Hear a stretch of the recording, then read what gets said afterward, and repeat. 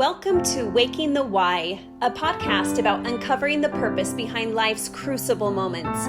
Each episode, you'll hear from real people who turn their struggles into strength and their stories into light.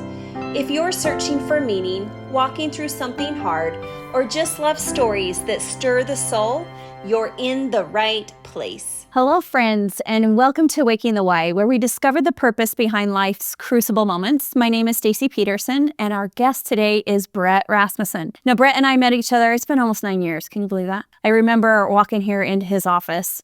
We met in the conference room over there, and you and your dad, Craig, were sitting there. I was so nervous. I had just started my company the year previously, and I hated those moments of having to sell myself. But Bret and his dad gave me an opportunity. So thank you for believing in me at that moment. Yeah, I remember that nervousness. Right. Yeah, I know. Let's not talk about that.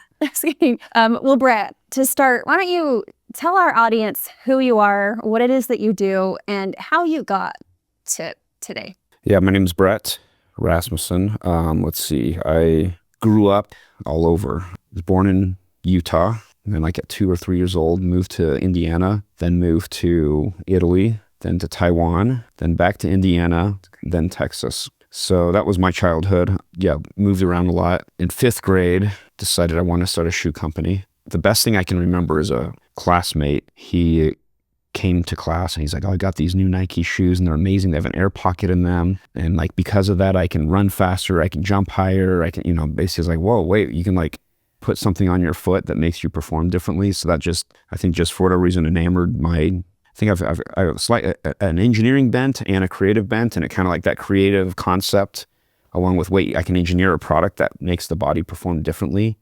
Because up to that point, it was kind of like, well, you get dressed because you don't go outside naked, like you have to be dressed to go anywhere.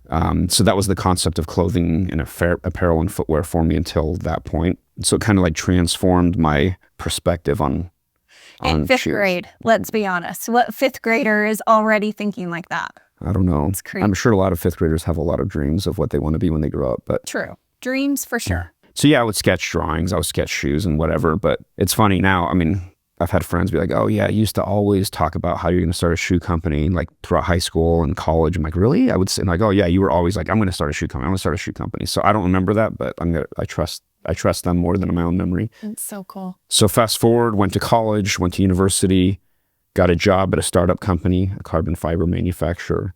They were commercializing technology coming out of, actually BYU, they had a license on a carbon fiber tech. It has a lot of applications. We were trying to make it work for the wind prospecting industry.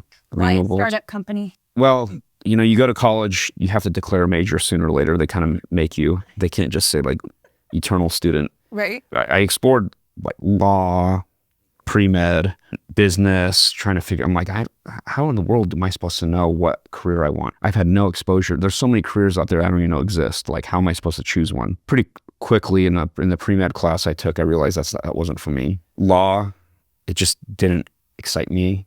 So then I was like, I guess it'll just be business. And then they're like, well, you have to declare an emphasis. And I was like, well, I'll just do finance because I have a little bit of a finance mind, And then I was like, I think I want to start a company. I think I'm going to do it. And I was like, I have no clue how to start a company. Like, how do you start a company? And to me, it felt really overwhelming. Now I realize literally you just go to the state website, you register your LLC or whatever, and you now have a company. Right. And then if you go to the bank, you have to then fund it. So then you take that registration, go to the bank, and you show it to them, and you're like, okay, I want to open a bank, and you get your tax ID number and well, you make it sound so easy. Deposit $100 or whatever, and you now own a bank account. I mean, that part is easy, but yeah, from there. But that was, literally that was even those basics felt, how do I even do that? So fast forward, so I'm in college. I'm like, well, I want to learn how to start a company. So I decided I was going to go work for a startup because I figured what better way to learn than to work for a company and people that presumably know how to do it. So I was like, well, how do I find startups? And I was like, well, venture capitalists, they invest in startups. So I'll just go to every venture capital company that I could find. So I went on the internet, found every VC I could find, printed out a bunch of resumes, and just started driving one day, like bouncing around from office to office. And of course, the vast majority of them are like, who are you? Why are you here? You're like, well, we don't have anyone that can meet with you. So in that process, I'm like, I got to change the way I'm approaching this because they won't talk to me. I went from, hey, I want to work for you guys, or I want to work for one of your companies, to, hey, I'm here to talk to someone about a business. And they're like, oh, yeah. I mean, of course, now they're excited. Like, well, who are you? Are you, like, can we fund you? So one guy's like, yeah, come back. Let's talk. What do you, tell me more. And I was like, well, I'm looking for a business that I can work for. So technically I was there to talk about a business. Just not That was, paper. yeah. It got me a seat in the back office, I guess, in the conference room instead of just a denial up front in the reception area. So yeah, so it was a venture debt fund, and he said, hey, we just put some money in this company. Like, I'll make an introduction. I'm sure he could use some help. And I was like, look, I'll work for free. I just want experience.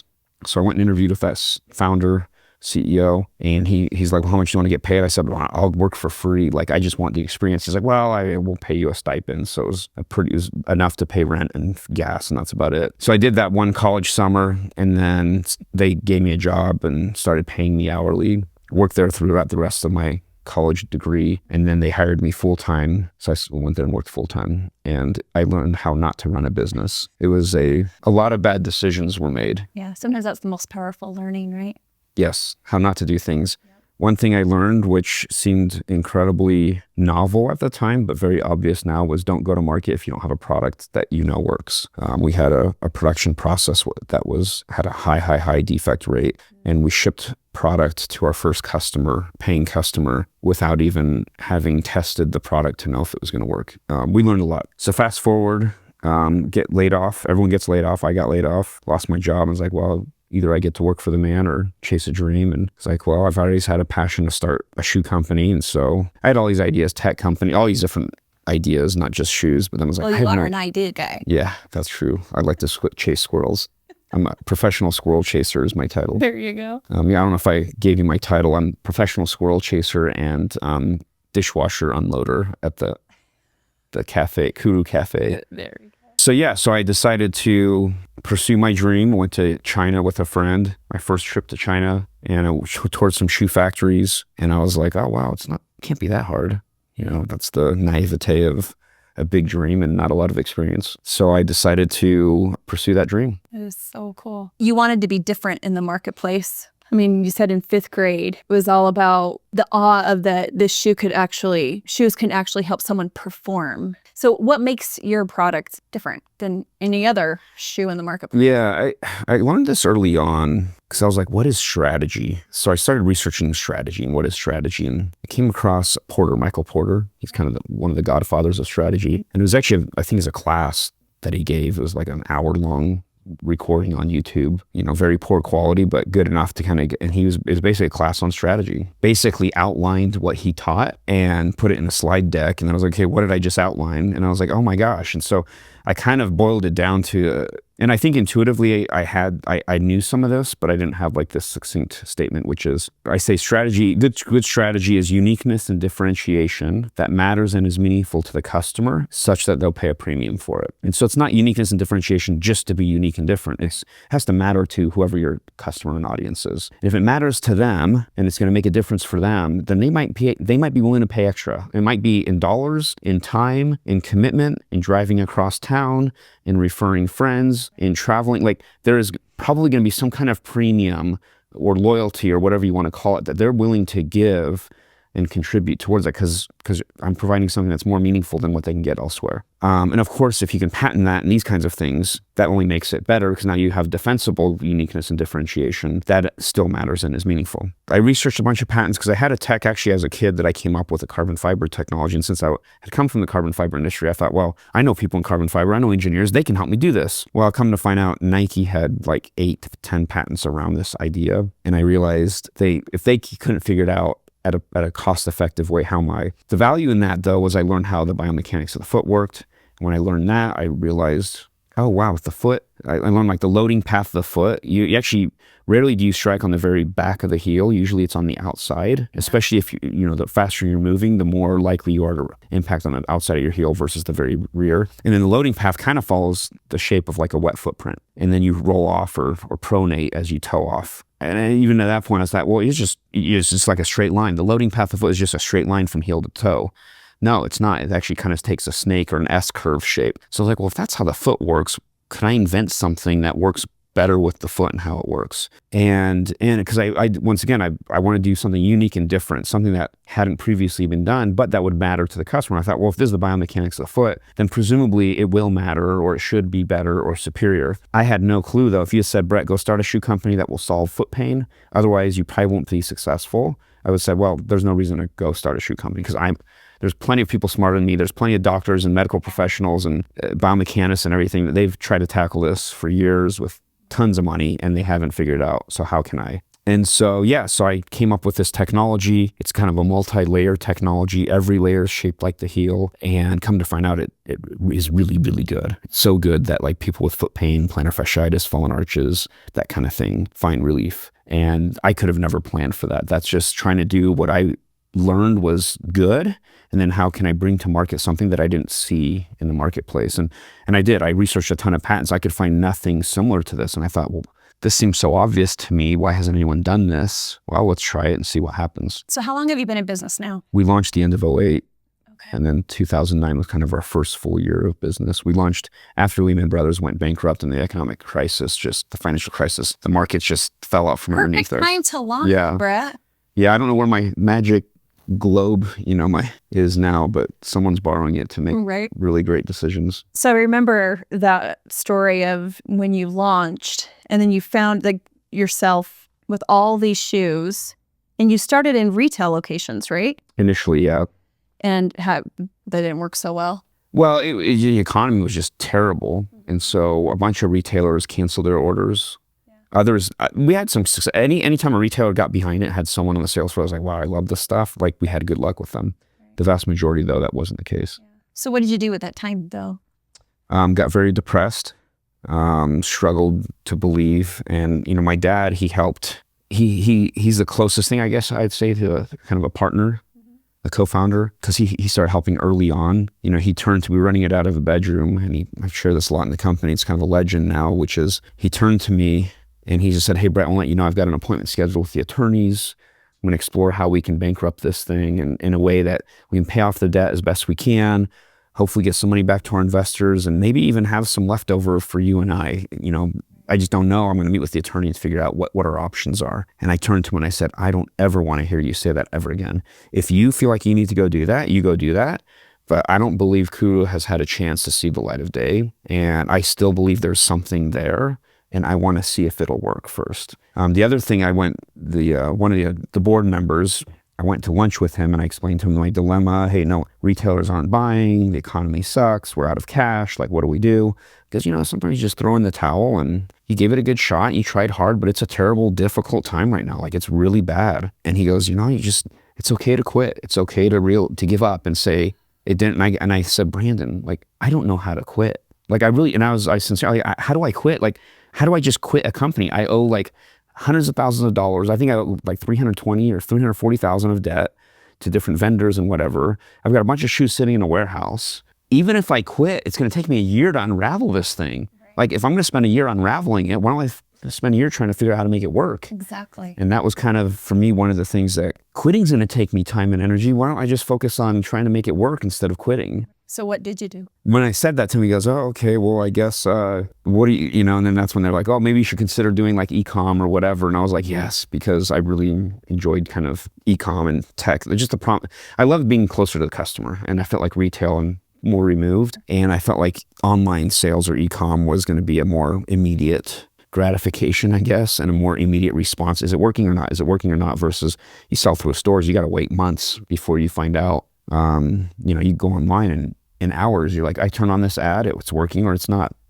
Started reading, researching, networking a bunch, like how do I, run an e-commerce store? We had a website that had e-com functionality, but it wasn't obvious to the visitor. So we updated the UI UX of a handful of pages to make it more obvious, like added reviews and big add to cart button and more obvious to select your size, these kinds of things to try to make it obvious to the visitor that, hey, you can actually buy from us. So starting a business isn't easy. Helping it grow isn't easy. You just expressed that time was extremely difficult. You used the word, depressed. At the same time, you said, but I don't know how to quit. When you're in the middle of all that hard, how do you make it through? How do you keep going?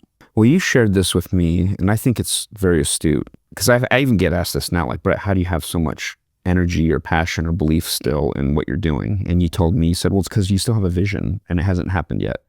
And I think that's what it comes down to. Like, I had a vision. It's like, well, I still have a vision and it hasn't happened. So if that's my vision, how do I make it happen versus come up with a new vision and something completely different? So I think I still had a vision, and I was like, well, if I fail trying to make my vision happen, that's one thing. If I fail because I chose to fail, that's a different way to execute or spend my time, I guess. So you offer a product that is amazing. I love it, everyone. And it actually does more than just look good. If you go and read all the reviews, it literally is solving foot pain.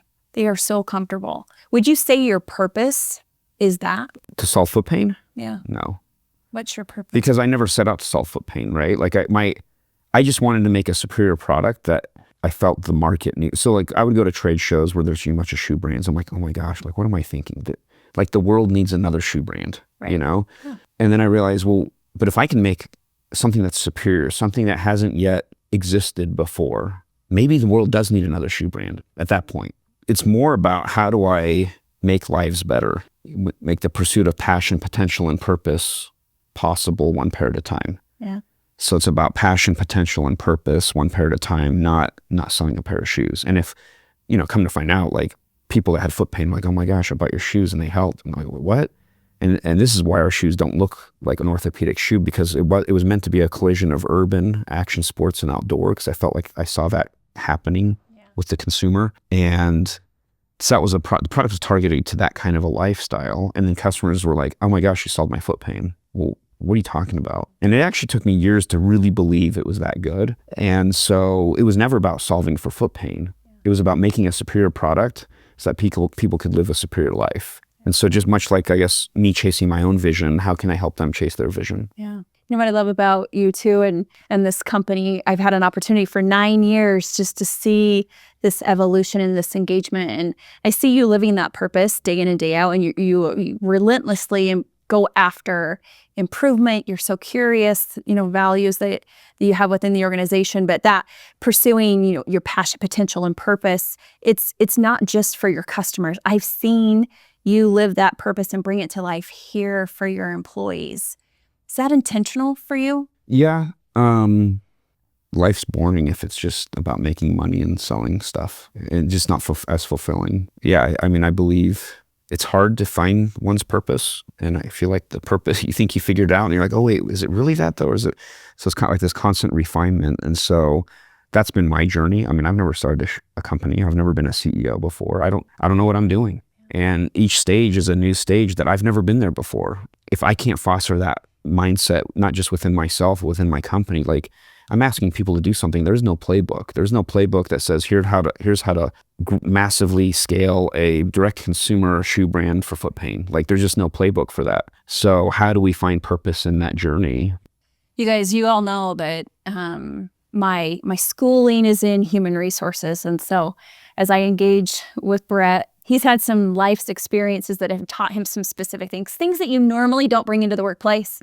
And you normally don't engage with employees in that. And I do it only when HR is not there, so I don't get in trouble. He does ask for permission at times. It cracks me up. But that's actually one thing that I admire about you.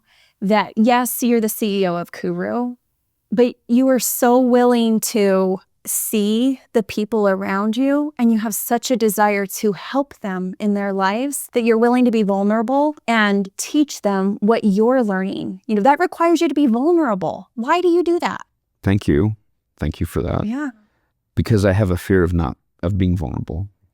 Yeah, for me, the fear around being vulnerable and then being hurt or rejected, I think is a big fear. And so I think that's part of it is, facing my fears. And I'm sure I'm not the only one on earth that has had fears of being vulnerable and had fears of not being liked and not being loved and not being accepted and not being viewed as competent or whatever, It doesn't matter though. It's about, how do I honor where I'm at? And it was a shift, culture got pretty terrible for a while here. And that's kind of when you started helping out, I think. And I realized one of the biggest shifts was taking more accountability and responsibility for where we were at as a company. I think I was, to a degree, it's easier to blame, well, this person made this bad decision, or the reason we're struggling here is because of this decision or that decision. And ultimately it's like, well, but I'm the boss. I chose to hire that person, or I chose to put them in that position and role, or I chose knowing, to allow the project to continue, or whatever it was. At the end of the day, it was on. And so that radical accountability and shifting it back onto me required a lot of vulnerability and a lot of risk. Felt very risky, wait, it's on me. I'm the one responsible. And I think that was huge, and it shifted everything. And it shifted the way employees showed up. It shifted the conversations we started having. It shifted people's willingness to take risk, to make mistakes, all those kinds of things. You do that really, really well. So last question for you. We have individuals that, tune in and listen to this podcast, and many of them are in their own struggle of some sort. Maybe they are starting a company. Maybe they're right in the middle of it, or maybe they're just experiencing something within their life that is hard. You've had hard, right? Throughout your life in general. More than hard. More than hard. What advice would you give them if they're just in the middle, trudging through? What would you say? I think accept what is, love what is, and live in the present. I think it's easy for us to you've heard me talk about this, but imagine the Venn diagram, and you got the past and the future, and where they intersect is the present. And it's really easy to get wrapped up in the past, whether it's past failures, past successes, past missed opportunities, past regrets.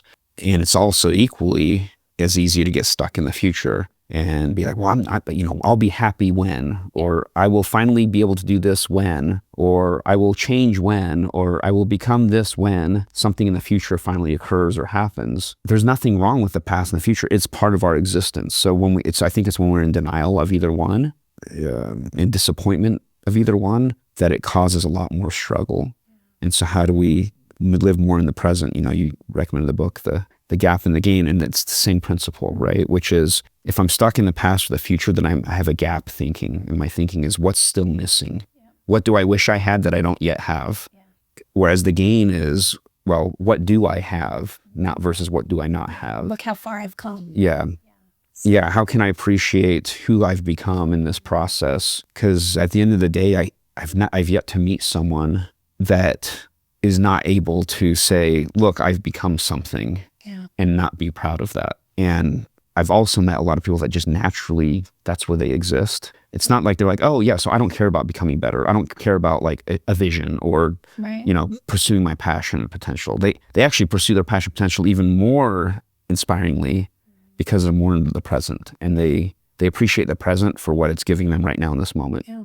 Oh, I love that. Thank you so much, Bret. This has been amazing. My friends, I encourage you to pause today and ask yourself, what dream did you have as a little kid, or maybe in your youth? Have you done anything about that lately? Consider where you're at today and be in the present and be grateful for what you have and what life brings you. Thank you. Thank you for joining me on Waking the Why. If today's story moved you, share it with someone who needs it.